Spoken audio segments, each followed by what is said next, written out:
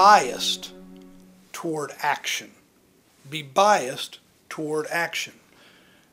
You can't solve problems, you can't bring about change, you can't lead unless you're working to move forward. There are a couple things here. One is that often we don't move forward on things, we don't bring about change because we get paralyzed for one reason or another. One of the issues that we get paralyzed is fear of failure.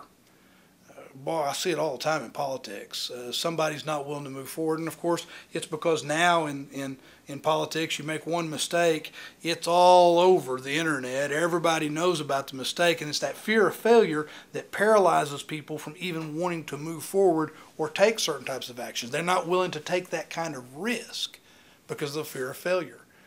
Well, I'm a big believer. If you can survive it, there's value in failure.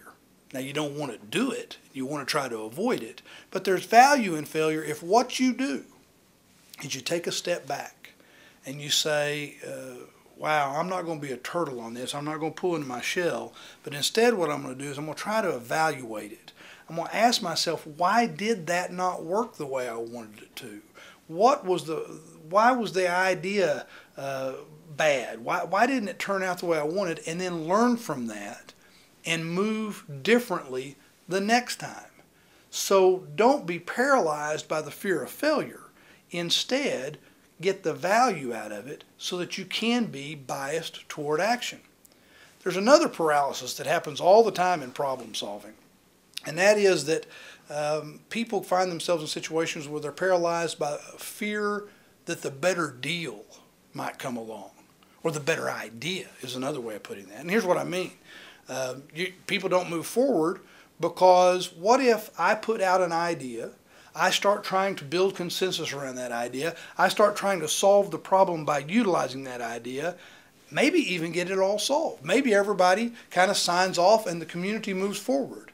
And then the next week or the next month or even the next year, somebody says, you know what we should have done?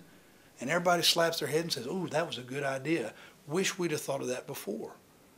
Too often we see that in government, really. The idea may be a good idea. It may be something you can move forward on, but the fear that a better idea might come along keeps us from doing it. Now, I point out that I learned this in a very personal way. You just can't wait for the better deal to come along. You need to be biased toward action and move forward if it's a well thought out idea. And when I say I learned it the hard way, I remember very clearly, my wife. She and I have been married 31 years now. We started dating when I was 14, got married when I was 21. Known each other since elementary school. And although we've been dating since I was that age, she didn't go out with me the first time I asked her out. In fact, I remember it very vividly. It was 1972, homecoming, Boswell High School in Saginaw, Texas. I went up to her and I said, Liz, will you go to homecoming with me? And she looked me dead in the eye and she said, nope, I'm waiting for someone else to ask me. Now look, we're doing a podcast and we don't have time for me to go into how mean that is. And I'm obviously over it. But here's the life lesson. She was waiting for a better deal to come along, and it didn't. She got me. The point is, we can't be paralyzed by fear of the better deal to come along.